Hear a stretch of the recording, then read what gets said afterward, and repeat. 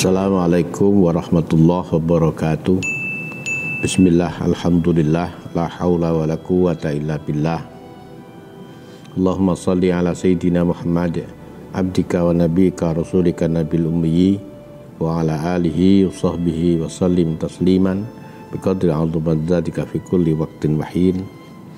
Para santri, wali santri, dan juga keluarga bahagia dimanapun berada di seluruh penjuru negeri tercinta Negara Kesatuan Republik Indonesia atau di berbagai belahan dunia manapun. Apa kabar kalian hari ini? Saya yakin kalian dalam keadaan baik lahir dan batin bersama dengan keluarga, orang-orang yang kalian hormati dan orang-orang yang kalian cintai.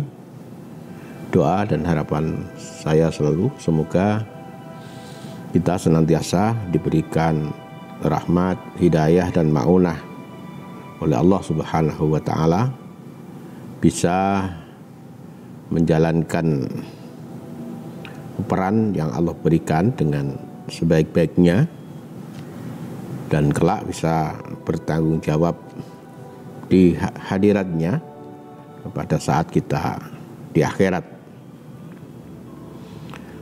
Para santri, wali santri dan keluarga bahagia,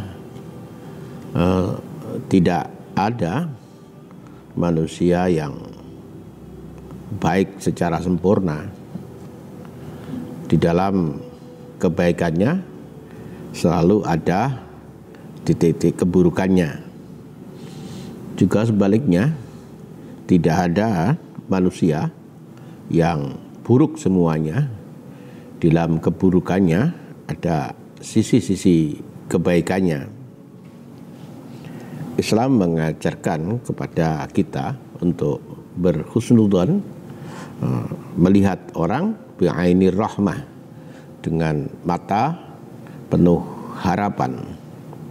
Mungkin orang itu buruk, tapi kita melihat kebaikannya, maka yang muncul di hati kita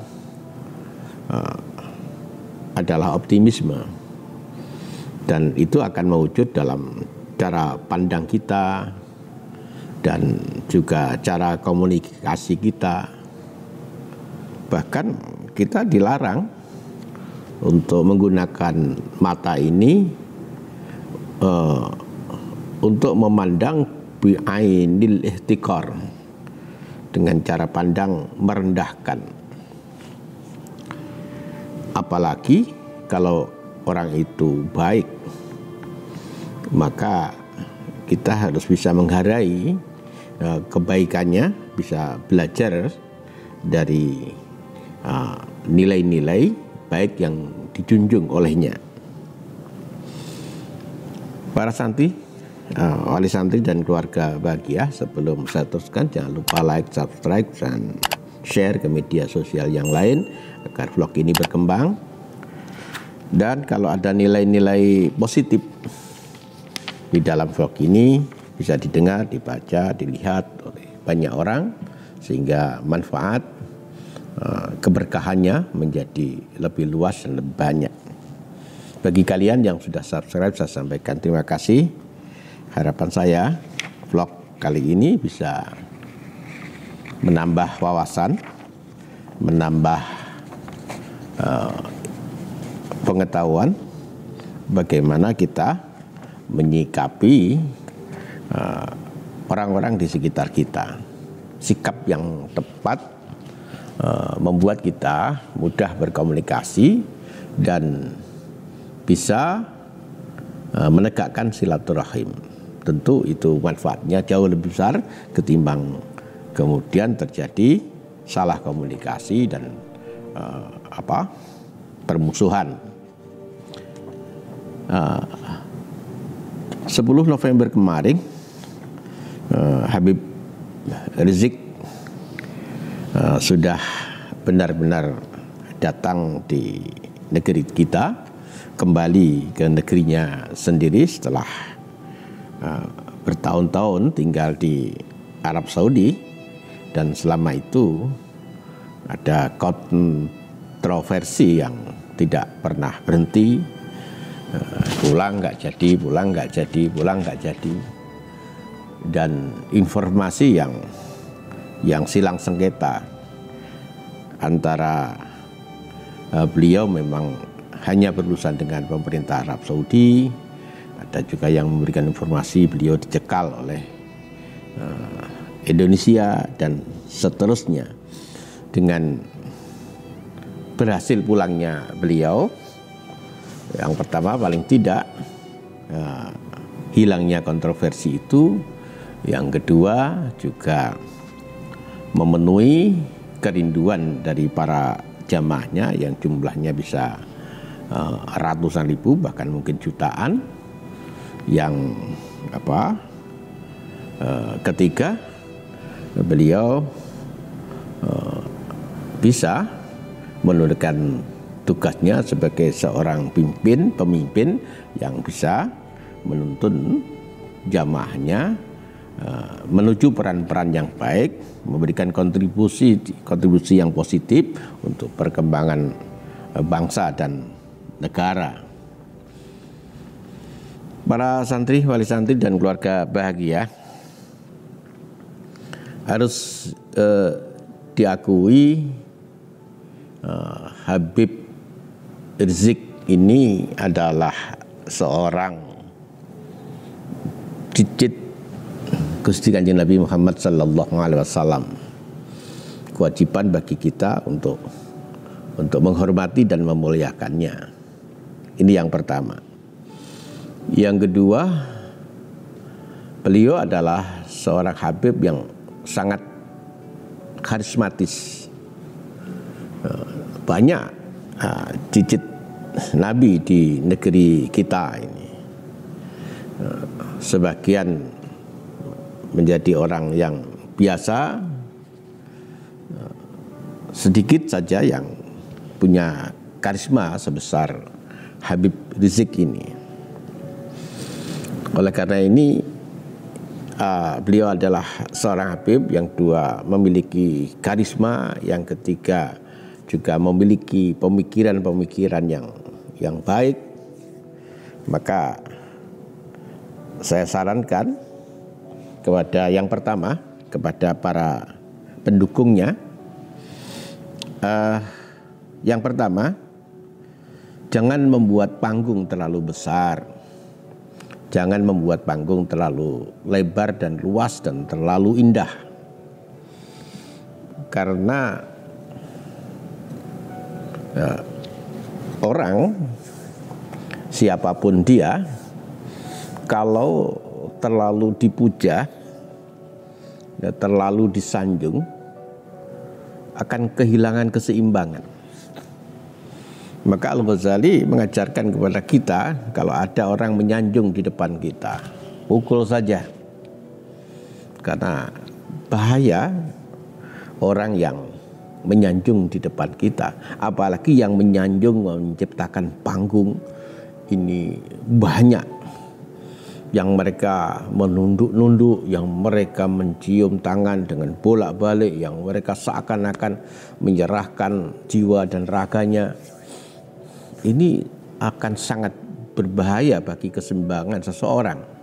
Kalau dia tidak memiliki rohani, spiritual yang mapan, dia akan mengalami keguncangan. Dia akan kehilangan rasa lemahnya di hadapan Allah. Dia akan kehilangan rasa fakirnya di hadapan Allah. Dia akan kehilangan rasa kasih sayangnya terhadap sesama dan orang yang berbeda. Dia bisa kehilangan kesempatan untuk berkontemplasi, karena orang setiap waktu, setiap saat hiruk pikuk memuja dan menyanjungnya. Oleh karena itu bagi para pendukungnya, ketika Anda mencintai Habib Rizik, maka jangan berlebihan.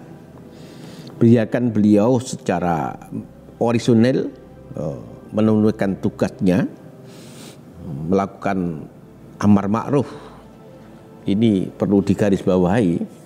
Di Indonesia ini banyak organisasi sosial keagamaan yang sudah tumbuh kuat dan memiliki jamaah yang sangat besar, tapi dalam hal amar ma'ruf nahi anil munkar ini aspek yang kelihatannya belum atau tidak mendapatkan perhatian yang cukup.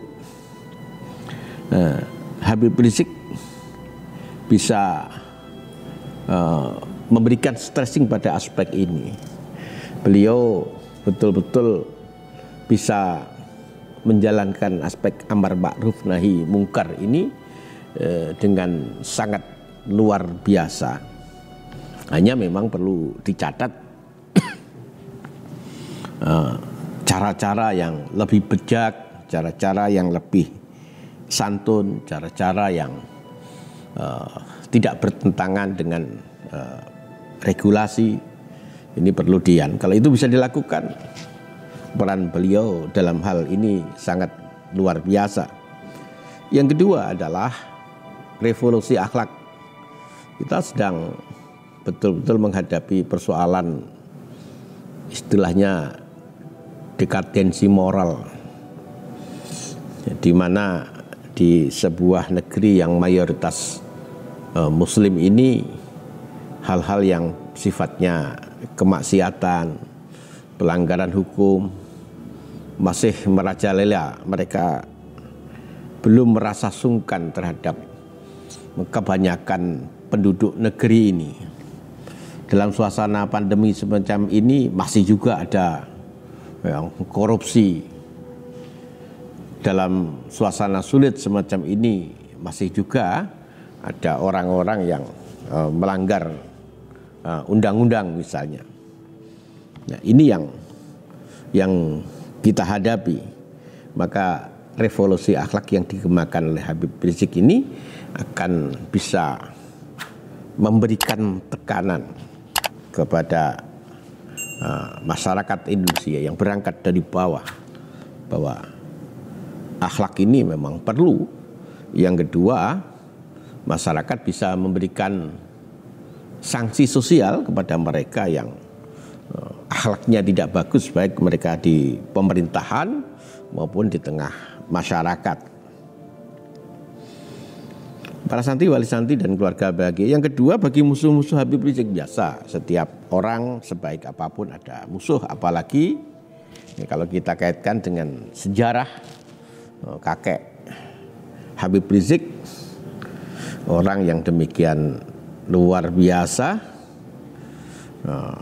musuhnya demikian kuatnya, demikian sungguh-sungguhnya untuk memusuhi Nabi, bukan hanya menghinanya, merendahkannya, mencacinya, tapi juga menginginkan nyawanya. Apalagi Habib Rizik yang masih jauh dengan Nabi. Oleh karena itu hati-hati kalian memusuhi seorang Habib, kalian bisa celaka. Karena Nabi pasti tidak ridho kalau anak cucunya kemudian dinistakan, kemudian dicaci, kemudian dihinakan, dan seterusnya. Memusuhi beliau tidak selalu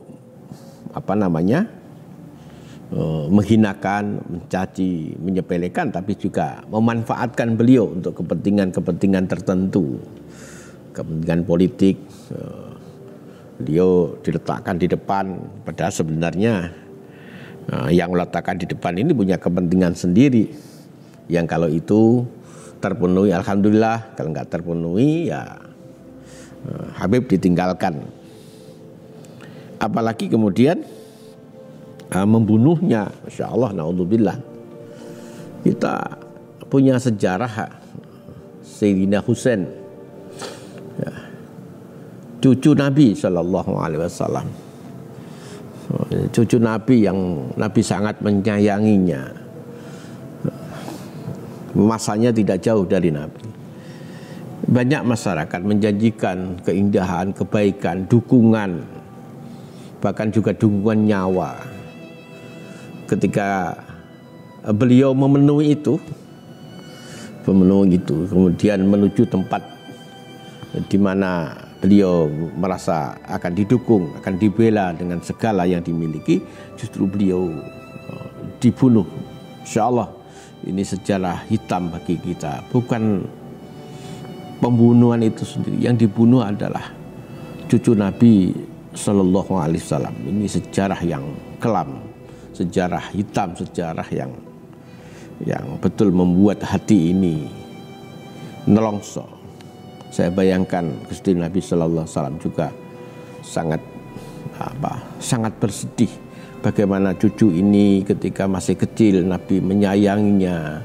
Ketika cucu ini naik di punggung Nabi, Nabi sujud berlama-lama karena agar cucunya tidak kehilangan kegembiraan. Kemudian cucu yang demikian disayangi Nabi kemudian terpenggal kepalanya. Masya Allah. Jangan sampai Habib Rizik di mayoritas muslim mengalami seperti itu. Kewajiban kita semua sebagai seorang muslim untuk menjaga beliau, kemurnian beliau, originalitas beliau, khitoh beliau harus kita jaga, bahwa beliau adalah seorang Habib yang beramar ma'ruf nahi mungkar, yang ingin melakukan revolusi akhlak dan seterusnya. Para santri, wali santri dan keluarga bahagia, yang ketiga adalah untuk pemerintah.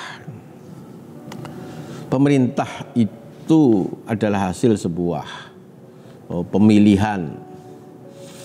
Di dalam pemilihan ada kontestasi yang luar biasa. Mereka yang pro, mereka yang kontra. Tapi ketika sudah dipastikan seseorang menjadi seorang pemimpin, maka pemimpin itu adalah bukan hanya memimpin yang pro, tapi juga memimpin yang kontra. Bukan hanya pemimpin yang sepakat, tapi juga pemimpin yang kritis.